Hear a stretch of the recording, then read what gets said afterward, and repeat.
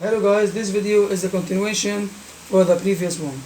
So in my previous video I said that the momentum P is equal to mass multiplied by the velocity. Now I'm going to relate the momentum with the segment net Fx. Now, as I said, P is equal to mass multiplied by the velocity. So if we derive with respect to time both sides of this equation, so dP by dt is equal to d by dt for the quantity mass multiplied by v. But because these two quantities are multiplied with each other, so I have to distribute the derivative over m and v. Then dp by dt is equal to dm by dt multiplied by the velocity vector v plus m dv by dt. Following the rule, u v all prime is equal to u prime v plus v prime u. But as we know that the mass is invariant with respect to time, so this derivative tends to 0. Now dp by dt is equal to mass multiplied by the derivative of the velocity. But as also we know that the derivative of the velocity with respect to time gives a.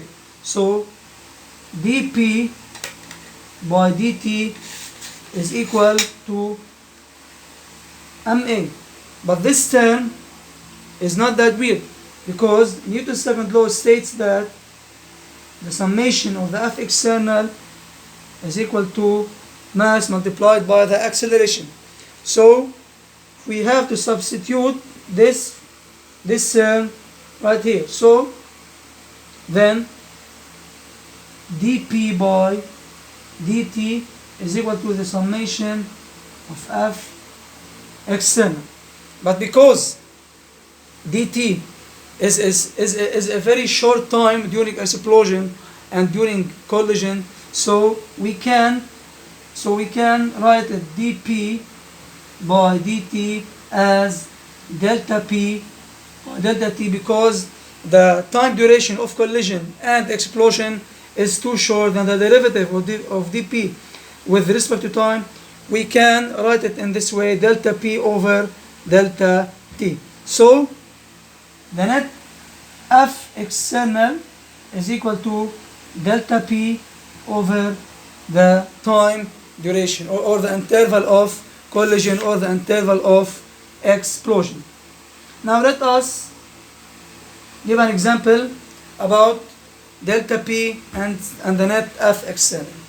If we have two blocks, this is A and this is B. B was initially at rest, so VB is equal to 0, and A is heading towards B, taking this chosen direction to the right.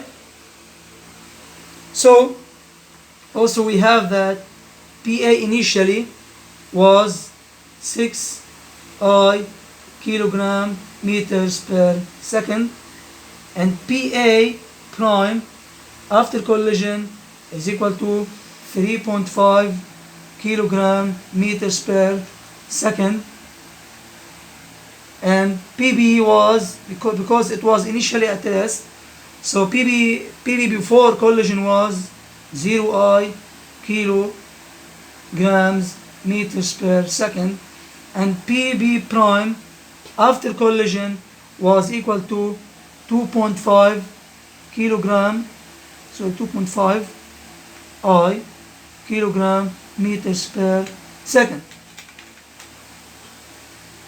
Let us see if during collision P is conserved. As we see that if we sum up the initial momentums of each block, we get that 6i plus 0 is equal to 6i. And if we sum up the total momentum after collision, we get that also 2.5 plus 3.5, which gives to 6i. So linear momentum is conserved during collision. Now let us use this formula to find the forces acting on A and B. Now if we want to, now Fa on B, because during collisions A exerts a force on B, and B exerts a force also on A. Now if we want to find the force that A acts on the block B, which is denoted by FA on B, and we have to write delta P B over delta T, knowing that the delta time duration separating or the time interval of the collision is equal to 0.04 seconds. So we get that PB final minus PB initial over 0.04, which gives that 2.5